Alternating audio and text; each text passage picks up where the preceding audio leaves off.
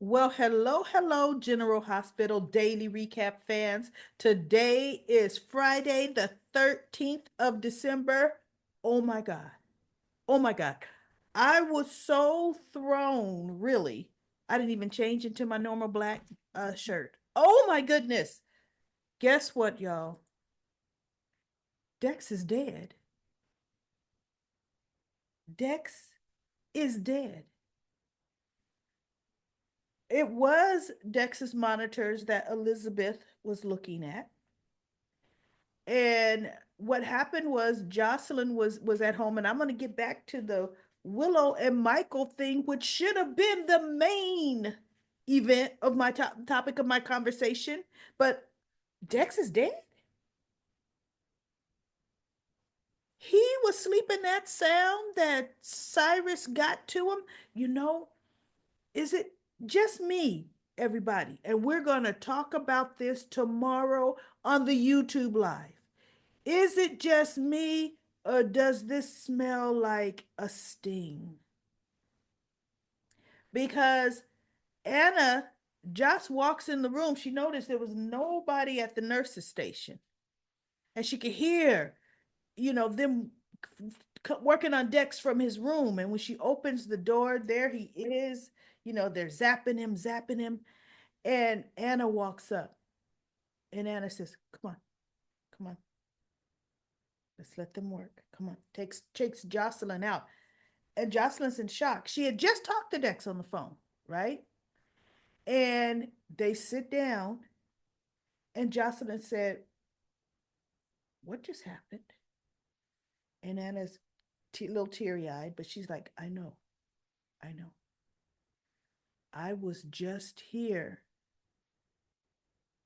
to visit Dex. They were already in the room working on him. Let's sit down. So they sit down, and she goes, "No, no, no. Dex is young, Dex is healthy. He was fine. The wound was non life threatening. No." And Anna said, "Look, let's not jump to conclusions. I'm going to call your mother." She calls Carly, goes to Carly's voicemail because Carly's busy. We'll talk about that in a minute. And they're just sitting there. She goes, "We have to wait for the doctors to come out." Isaiah comes out, and they both stand up. And Jess is like, "How's Dex? How's Dex?" And he's like, "I'm very sorry. We did everything we could. He didn't make it." And Jocelyn looks at him, and Anna looks, Jocelyn's like, "No," right? And then it shows Elizabeth, she's turning off the flat line, the heart monitor, turning it off. And she pulled the protected thing for where they do the zapper. What is it? IED, where they do that. And she goes, "This isn't right. This isn't right." She goes, "Two of you to die the same way." And my whole thing is, how would she know it's the same way? Yeah, when we're talking two people, minor surgery, everything went well, and all of a sudden the next day they die. Okay, same way. But same way would mean with digitalis in your system, right? I'm almost thinking that Anna's involvement, that Dex is not really dead. I think they're going to have him presumed dead so that Cyrus, I know they don't know it's Cyrus yet, but to draw the killer out more. But good God, how many people got to die for you to draw him out, right? I don't know. I don't know. We're going to talk about that tomorrow, everybody. We're going to talk about it because I want to know, how do you feel? Do you think Dex is really dead? Or do you think this is a smoke screen to smoke out the killer? Oh my goodness. Because why would they get rid of Dex? See, here's the thing. Dex still had a storyline with Jocelyn, but you know what? If Dex is really dead, they're getting ready to put Kai and Jocelyn together. See, Trina's gonna start developing feelings for Kai, but Jocelyn, in her grief, she's gonna be needy. She's gonna take him from Trina, cause she's Miss Sports Woman. I mean, she know everything about sports. But anyway, that's down the road. That's if Dex is really dead. I mean, they never developed a storyline on Dex. I could see him going. I could see Natalia being written off of the soap before Dex. The PCPD doesn't have any police officers that are featured. They're just background folks. Chase and Dante are detectives. Chase was the only cop. I mean, not Chase, Dex was the only cop. So I don't know. I don't know. But when it really all happened, I said, oh my, what happened here? Okay. So now let's talk a little bit about what happened. I only took two pictures of this. Willow, Ned is like, turn it off. I mean, not Ned. Drew is like, turn it off, turn it off. And Tracy's like, no. And everybody watched the whole thing. And they're all in shock, right? And Willow's just standing there, teary eyed, but just standing there. And so Michael takes the phone from Tracy and turns it off, right? And Carly immediately heads over to Michael, immediately. And she hugs him. You know, Jocelyn is like, huh? And so Willow walks over to Michael and she goes, you recorded this video, didn't you? And you played it. I see Carly stepped right in. She says, oh, wait just a minute. You cheated on my son with his uncle, and you have the nerve to question Michael as to if he recorded it and played it. For one thing, they were all in the room and they could see how it all happened. The only reason Michael took out his phone was to stream to the TV. Tracy was the one pushing everything, right? It wasn't Michael. And so she goes, and Michael goes, Mom, Mom. She goes, no, no. She don't get to make you the villain here. She's the one, the cheater. And Nina standing there, and she was gonna head over, but Olivia held her arm, like, no, no, no, no, no, no, you know. So she just stood there, and she goes, I slept with Drew because Sam had just died. And the way she said it was like, I'm justified for doing that, okay? Drew and I had a good reason to hit the sheets. Sam just died. When have you ever seen Drew talking to Sam recently at all? Period. After Sam dumped him for Jason, Drew didn't really have too much to do with Sam, right? So she goes, you've had this for weeks, Michael. Weeks. Why did you not say anything? And he looked at her. He said, because I wanted our children to have one, to have a happy holiday, because it could be their last as a family. And she just looked at him. And Carly's looking at her. She goes, how could you? Michael gave you everything. You had the perfect life. Even when you were sick, he took care of you. He supported you with whatever career decision you wanted to make. And this is how you treat my son? And Willow's just standing there. Michael, I was going to tell you as well after the holidays. I mean, this was one time with Drew that I gave in to my feelings for Drew. Mm. Michael's just looking at her. So I think Carly said something else, and Willow bolts out the door. Right, that family room door was closed. Well, Nina bolts out after Willow. So Carly is looking at Michael, you know, and Ned and Tracy were going up one end of Drew and down the other.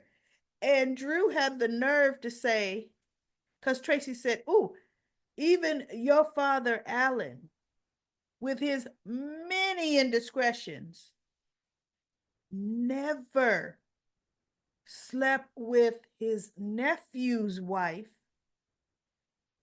in this house, in his daughter's nursery." She goes, "In your daughter's nursery where anyone could have walked in. Oh, you pretend like you so high and mighty above everybody else. Oh, you did the work. I'm not going to talk to you about this. I'm not going to talk to either one." And she goes, "This is none of your business." And Tracy and Ned are like, "Oh, yeah, it is. It's our business because you did this right here in this house. It's our business." Hmm. Tracy says, "Let me tell you something else. We getting ready to make this video go viral, right? Let's see how your career is going to handle that." And he goes, "You could do whatever you want to me, but don't drag Willow into this. Drag Willow into this. Look, Willow," because Tracy's like, look, we clearly saw Willow was on top of you. Whoa, right? Don't drag Willow through the, oh, no, no, no. Drew, you're the one that drug Willow into this and through this. You did. That was your handiwork. You're pursuing. And you had the nerve to be in just approaching Willow and bringing her a drink, and the whole night you two spent together talk. Oh, you were really rubbing everybody's nose in it, including Michael standing right there. You know, like, Drew, you have a good laugh, right? And no, Willow is not scot free either in my book at all. I truly blame her. I actually blame her more than I blame Michael. Reason being, she knows how being caught up in a cult, she knows how her mind can be influenced. She knows that. Michael was the one that took care of her. Even when she couldn't, she mainly slept down on the couch. She was so weak before she got the transplant, right? She knows that feeling of him being there. He stopped working, remember? To care for her 24/7. She knows that feeling. Drew don't know. Drew don't care. But she knows it. She knows how her leaving wanting to go into nursing, then leaving nursing, then going back into nursing. She knows how he stood by her side with that. She knows how much he hated her mother, hated Nina,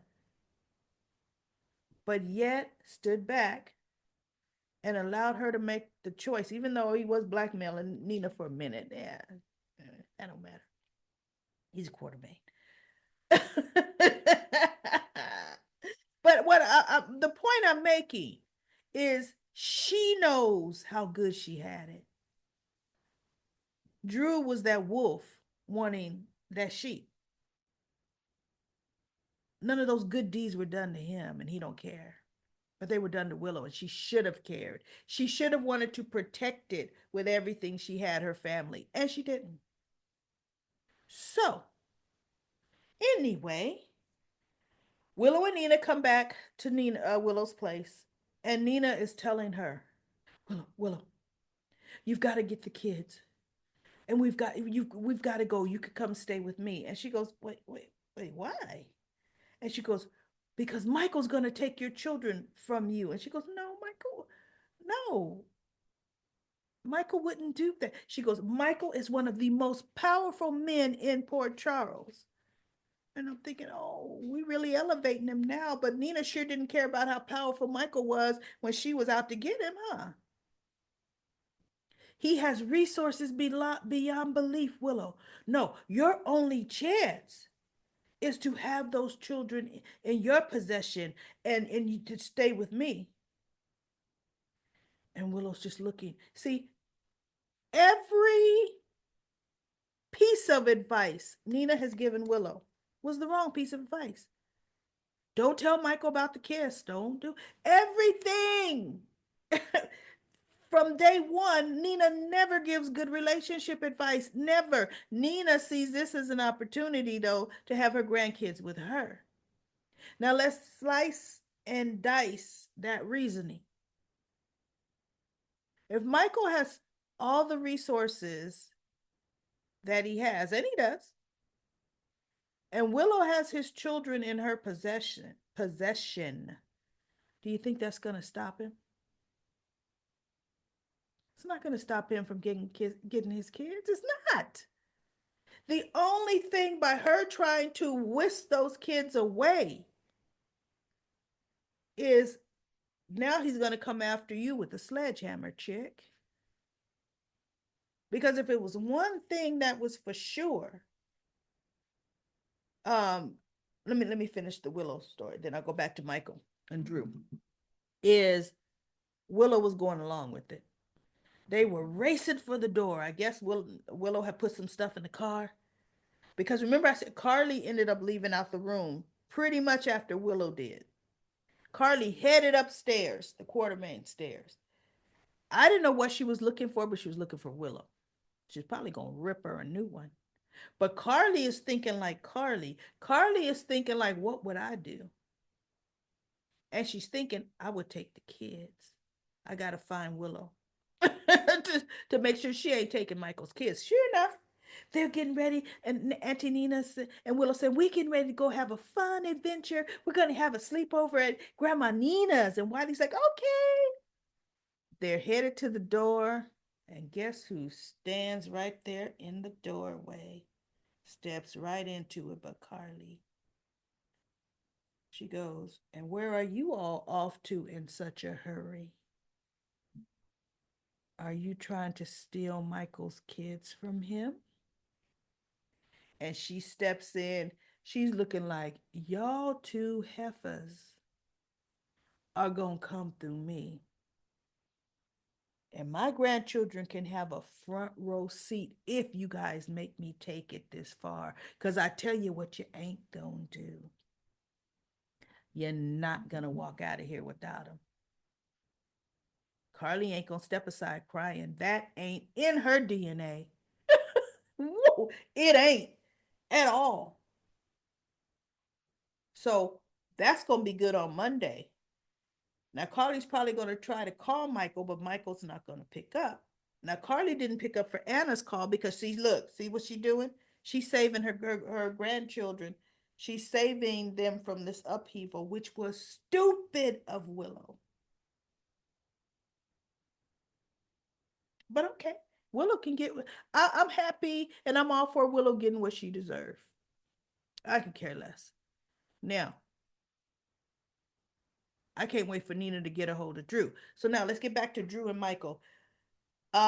When Tracy was threatening to make the video go viral, Olivia stepped up. She says, "Oh no, you ain't doing no such thing."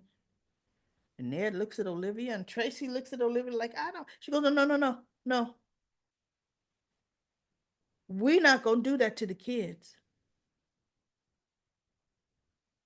Scout has lost her mother. If you make this video go viral, Scout is going to see it, or Scout at school is going to be shown it. And that little girl has gone through enough pain.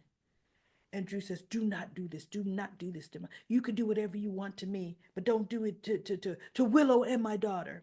Still bringing up Willow, right? So Tracy looked at him, and they looked at Olivia. Olivia says, and I'm just telling you now, that's not going to happen like that. And Wiley would end up knowing about this too. Now Michael's still standing on the other side of the room, watching Tracy and Ned lay into Drew, right? So Olivia walks out the room. Ned goes rushing behind her, right? And Tracy's like, she goes out after Ned. So Michael steps up to Drew, and I thought, lay him out.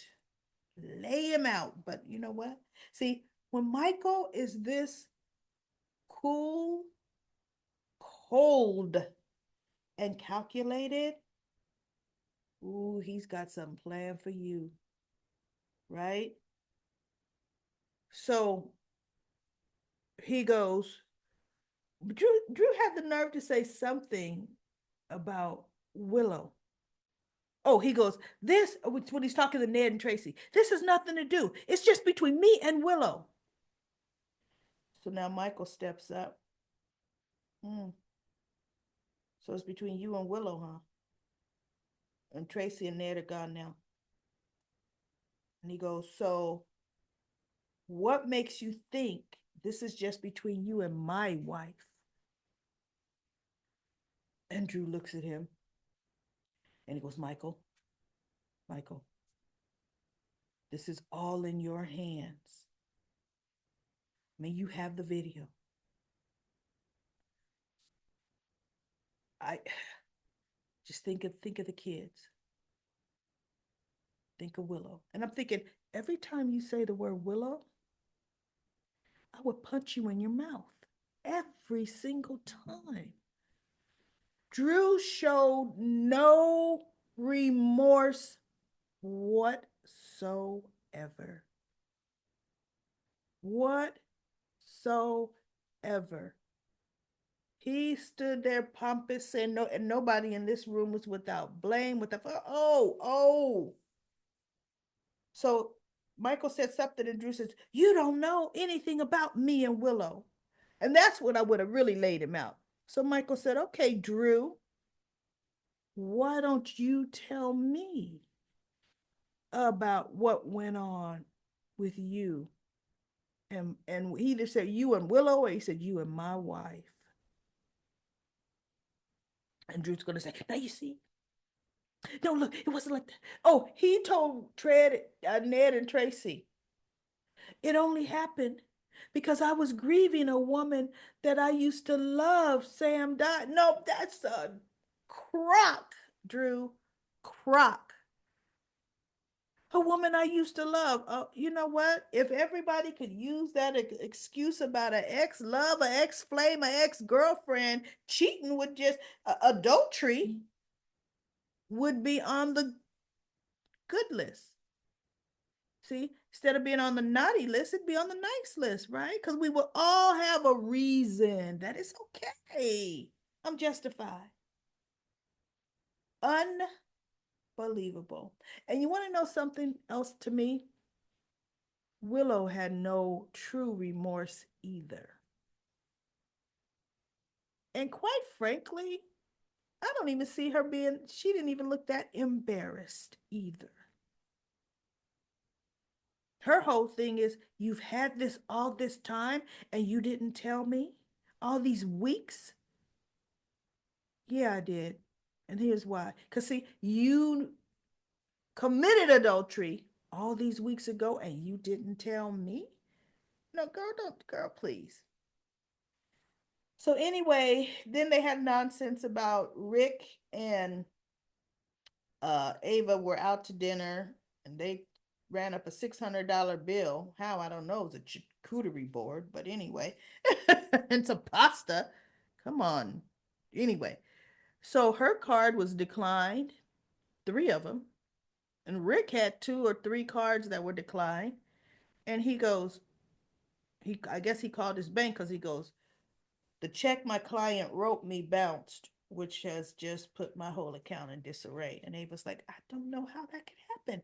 Everything was okay yesterday. And I'm thinking, man, did Sonny got that kind of reach? Did he have Spinelli close both of their financials, right? Well, no. Somehow Ava read this email, I think it was, because it was on her phone. It wasn't a news bulletin. Somehow the Cassadines have reversed her divorce settlement. How could that happen? I don't know. How? Nicholas, how did that happen? Because you want to know something? She sold Windermere and she got the money. So I don't care if they're reversing anything. How they going to reverse her proceeds from the sale of Windermere? I don't know.